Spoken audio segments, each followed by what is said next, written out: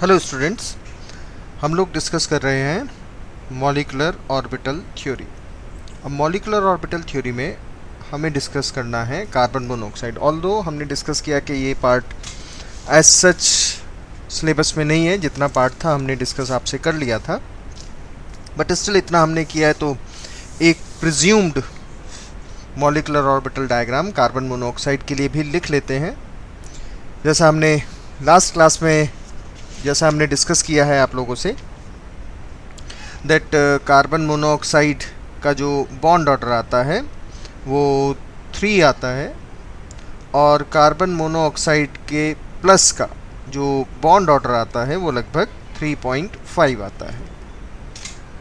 और इसी वजह से बॉन्ड लेंथ की वैल्यू होती है 1.128 एंगस्ट्रॉम, और बॉन्ड लेंथ की वैल्यू होती है हमारे पास 1.115 एंगस्ट्रॉम।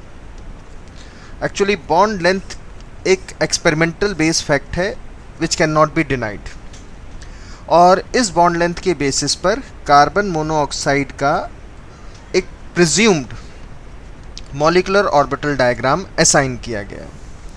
अब कार्बन मोनोऑक्साइड का जो प्रिज्यूम्ड मॉलिक्यूलर ऑर्बिटल डायग्राम है वो कुछ इस तरीके से होता है, that is sigma 1s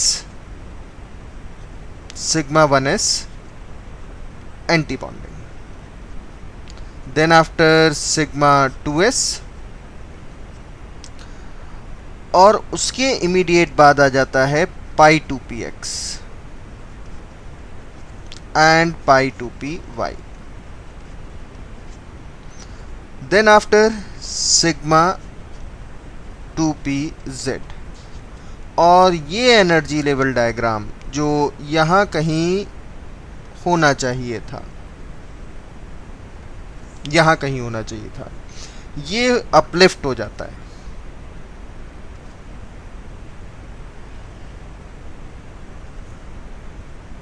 ये अपलिफ्ट एज्यूम्ड है, and this is now sigma 2s anti-bonding. Now we fill the electrons in it. So carbon monoxide contain total 14 electrons. So it is 1 2 3 4 5 6 7 8 9 10 11 12 13 and 14. तो इसका अगर हम बॉन्ड ऑर्डर निकालते हैं तो it will come out 1/2 number of bonded electron count करें तो 2 4 6 8 10, it will be 10 in number, minus anti-bonding electron, anti-bondings are 4, तो it will come out 3। और अगर अब हम कार्बन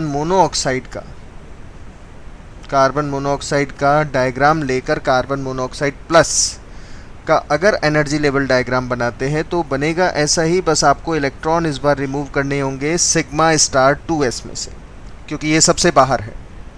तो sigma 1s anti bonding, then sigma 2s,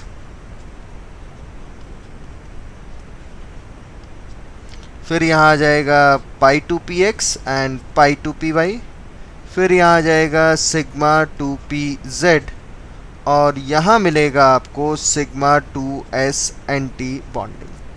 फिर से इलेक्ट्रॉन फिल करें और कार्बन मोनोऑक्साइड प्लस में 13 इलेक्ट्रॉन फिल करने हैं आपने। सो 1 2 3 4 5 6 7 8 9 10 11 12 एंड 1 मोर 13। और CO प्लस का अगर हम बॉन्ड ऑर्डर अब निकालते हैं तो it is 1/2 number of bonded electrons are 2 4 6 8 10 minus anti-bonding electron 3, it will come out 3.5। और इस presumed molecular orbital diagram से अब हम बॉन्ड ऑर्डर और बॉन्ड लेंथ का एक्सपेरिमेंटल फैक्ट जस्टिफाई कर पाते हैं। बॉन्ड ऑर्डर ज़्यादा है तो बॉन्ड लेंथ कम होगी। तो ये सिंपल सा पार्ट है, but not in any kind of competition exam. किसी भी कम्पिटिटिव एग्ज़ाम में ये एनर्जी लेवल डायग्राम नहीं है। जो एप्लीकेबल होता वो हमने आपसे ऑलरेडी डिस्कस कर लिया।